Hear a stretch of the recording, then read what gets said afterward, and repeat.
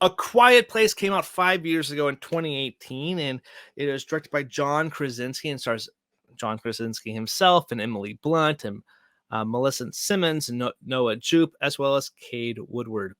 And I was really skeptical back in 2018. I remember this vividly. Like John Krasinski, the guy from The Office that always did this all the time, and like talk to Pam, and we were revisiting The Office, so it's kind of fun to kind of see that and then watch what he did in A Quiet Place. While this is not the first film that John Krasinski directed, this is the film that definitely got him really noticed as a really top-notch horror director and a director in general, because what he did in Quiet Place was something really effective with a sound design and also just good storytelling and giving us a really good family dynamic that you can totally understand and relate to what they were feeling based off the characters, considering there was not much dialogue to be had in the movie at all.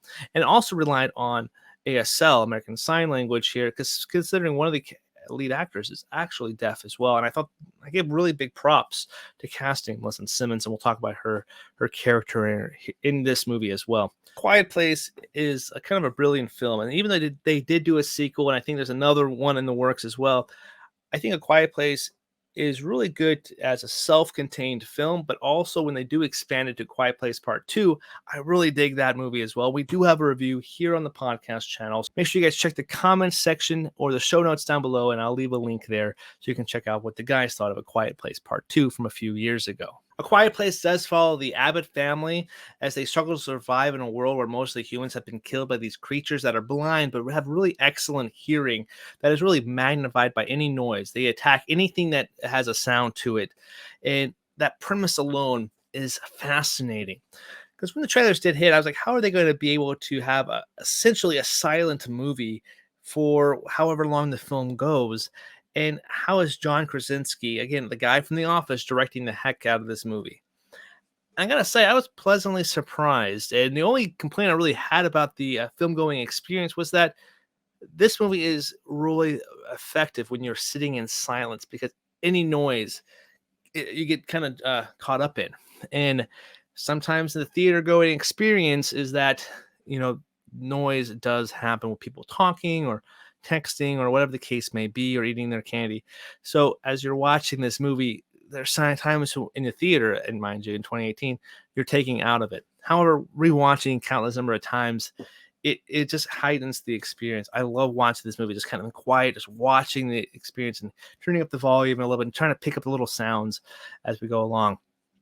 Again, this movie is really brilliantly casted, considering we have 3 child actors here. Granted, only 2 of them for the majority of the runtime here. We also have 2 actors who are really amazing in their own right, with one being an awards nominated actress as well. Emily Blunt really does shine the most out of this film. And Emily Blunt wasn't just nominated for this film at the Screen Actors Guild Award. She actually won this for Best Supporting Actress, which kind of mixed up the whole Oscar noms too. It's like, who's actually going to win Best Supporting Actress in 2018? Because Emily Blunt won against the people who actually were nominated for the Oscar. So pretty awesome to see that kind of like shakeup too. And Emily Blunt is really great. She's super effective, and you can see how heavy this world is taking a toll on her, especially with this is no, I guess, a spoiler a little bit, but with losing her youngest son and being pregnant in the current world and environment. I think it's just super interesting to see her development over the entire course of the film. And we got to talk about John Krasinski, known for rom-coms. However, he really got his big kind of breakout, kind of rom-com role in 13 Hours, which is a Michael Bay movie that I really liked. But then also Jack Ryan shows up shortly after A Quiet Place here. Man, the guy can do it all, really. He can do the rom-coms, he can do the TV shows, and he can also do some really good acting. He has some really good acting chops, underappreciated and undervalued acting chops here, and he does a really great job in this movie as this leading man here.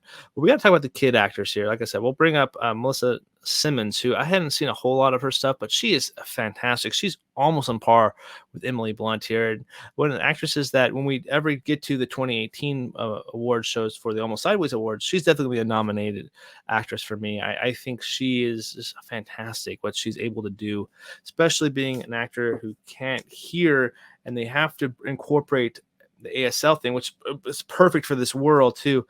Having her casted is a great choice, and I want to see her do more things because she is really dang talented. Seeing her kind of go toe to toe with John Krasinski here and some of like really good father daughter stuff, I absolutely dug that too. Noah Jupe does good. He is kind of more of the scared member of the family, but again, he has to hold his own. I think you get a lot more of that in the second movie than you do in this first one, uh, but he does do a decent job for the time that he has.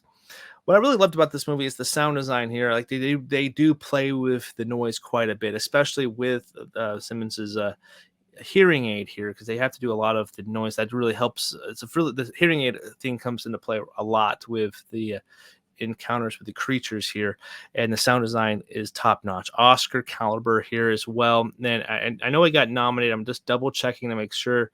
I know it was just a nominee here. It did not win, but it probably was deserving of a win here.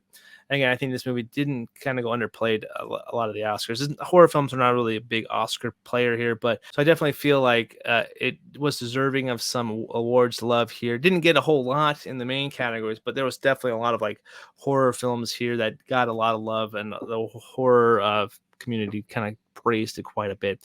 And the rewatch is fantastic. I absolutely dug it, and this is something that I've showed my daughter this movie, and we're on the edge of our seats watching every time, even though we've seen it. The biggest villain in this whole film is that dang rusty nail, and it starts off this whole thing here, and it's such a brilliant film that it's definitely my top 10, and it's borderline one of my favorite. Like, if we ever did like a top 50 horror films, it's probably up in there. There's so many good horror films though, but Quiet Place definitely going to kick off horror season for me, and it's just a blast of a film. Well, that's my quick takes on A Quiet Place. What did you guys think about them? Make sure you hit us up on Twitter at Adam Sideways or Almost Sideways for our podcast page as well. Make sure you guys like, share, and subscribe here on YouTube, and check out our podcast, Almost Sideways Movie Podcast, for all things movies. So anyway, let me know down below what you guys thought of Quiet Place. Till next time, see you later. Shh.